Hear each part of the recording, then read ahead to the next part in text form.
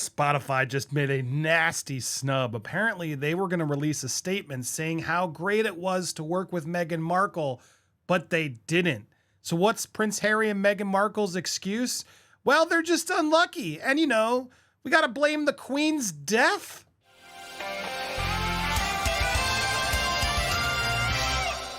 Welcome to Popcorn Planet. I am Andy Signore. This is nuts. I got to be honest. I know some of you were, honestly, I think all of us are sick of hearing about these two, but I had to give you this update because they've now given a response as to why all this happened. And I wanted to give you a proper breakdown of everything. Before we get to this insane excuse, which Steph the Alternate, by the way, is already working on a full debunking, which we will have over there, over here. Stay tuned. You're not going to want to miss that. This debunking's massive. She's made a massive spreadsheet to prove how awful this is. So hit that bell, hit the button, smash the like, leave a comment, and also go over to Steph the Alternate, subscribe to her as well. Before we even get to this response, I want to reiterate this came in from that Us piece that had all the sources about them, their reaction, that they're going to come back stronger. They're sick of the cheap shots. Well, same source also told us Spotify was supposed to release a statement saying how great it was to work with Meghan Markle, but they didn't. In the new Us Weekly, adding the team behind the scenes had been pushing Harry and Meghan for more content over the last year. The royal couple weren't delivering on what Spotify needed before the deal came to an end. Look, we knew this. We knew the deal death, but I didn't know that there was you're going to write a nice note to help save Meghan, which is exactly what Netflix did, remember? And I said, did Meghan push them to do that? Clearly Netflix took the bait and was like, oh yes, we'll save you, Meghan. Spotify, they're like, nope. No, we're good. It was not great working with you guys. It was not great working with you guys. So we're not going to say that. We're not going to say it wasn't great, but we're definitely not going to go release a statement defending you to everybody to help you get good press right now. Sorry, you guys didn't give anything of what you promised. And honestly, you weren't good to work with. So that's very telling. That snub is indeed nasty. So why all this unluckiness? Well, let's break it down. Unlucky Meghan Markle, Prince Harry blame Queen's death, the Rona, for career failures. Oh, that's why, guys. That's why. It's because the Queen died. It's because the Queen died and, yeah, that's why they don't know how to make good content. Sure. Let's break this down. They have been repeatedly unlucky and blame the Rona, economic woes, the death of the Queen, and the failing of Prince Philip's health for their faltering attempts to launch their post-royal career. Oh, damn you, Prince Philip and the Queen and the economy. You all made it so hard for us to have this post-royal career. What on earth? These guys are insane. Yes, so they believe they're repeatedly unlucky. They have one major deal left, $100 million contract they signed with Netflix. They're also planning not to renew the deal, even though they say, we're excited about the remainder of our contract. I would be shocked to see them renew it. They're never going to renew it, especially at that rate, unless they come up with some new Squid Game thing that blows everyone's mind. However, that's not going to happen. However, the couple are said to be convinced that their apparent downfall has nothing to do with them, and instead feels like it has been repeatedly unlucky with other world events. Yeah, you keep telling yourself that, guys. No wonder everyone hates you. No wonder we're still talking about. Why is this out there? Attempts to launch themselves as a global do-gooders free to earn money once they had relieved themselves of royal duties were severely impacted by the pandemic, which was followed months after their Megxit announcement in January 2020.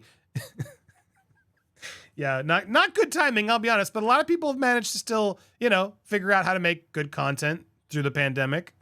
Meanwhile, their deal with Netflix concealed with a huge and painful correction in the economy of streaming. Yeah, they just wanted to keep taking all the free money. They didn't want to actually be talented. I love that they're like, yeah, we were at the period where Netflix was just throwing money away to everybody. We liked that period where Netflix wasn't really paying attention to whether stuff did well or not.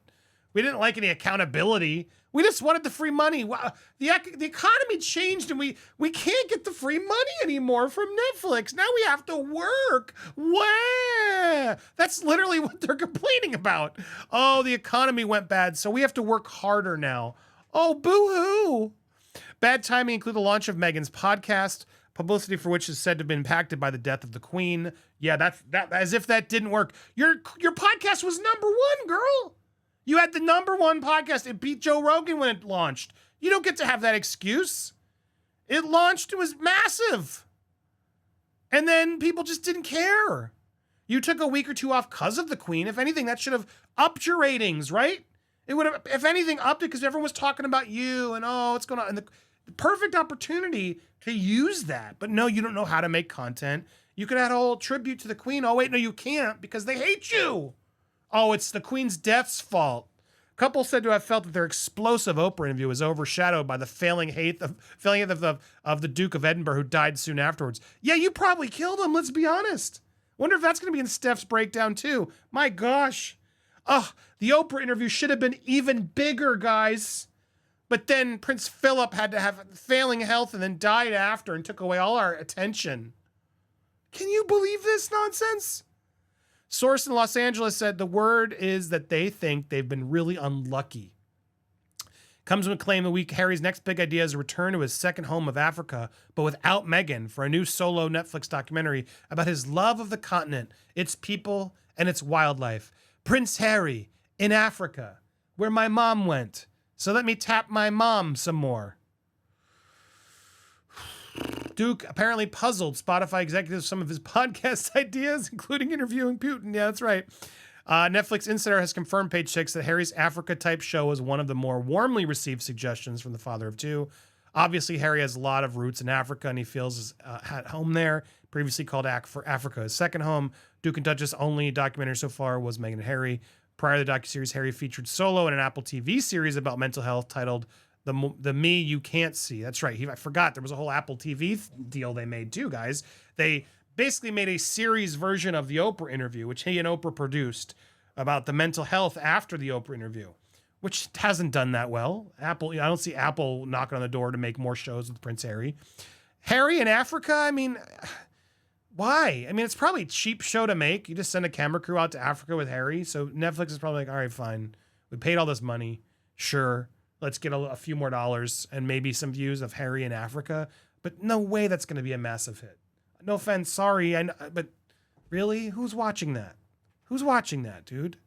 Nobody's going to watch that. This whole thing is insane. They're just blaming luck. I'm like offended by this. How dare you die? The Queen's death is why we're failing. The Queen's death just had a huge impact on how my podcast launched. Maybe this isn't real. If anything, it's like, what's so frustrating is they respond to everything they do through sources because they can't help themselves. She's at WME, a big, huge agency. So I can see through us all. You could end all of this. Like I said, just go away. Stop trying. Ugh, it's so frustrating. Yet it's like a car crash. They keep pulling me back in. Damn it.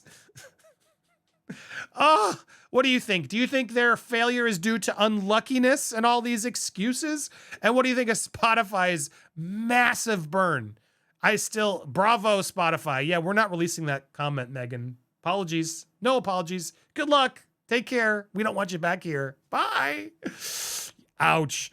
We got so much more to report, so please don't go anywhere. Stay tuned for more here on Popcorn Planet. Hit that subscribe, and thanks for watching.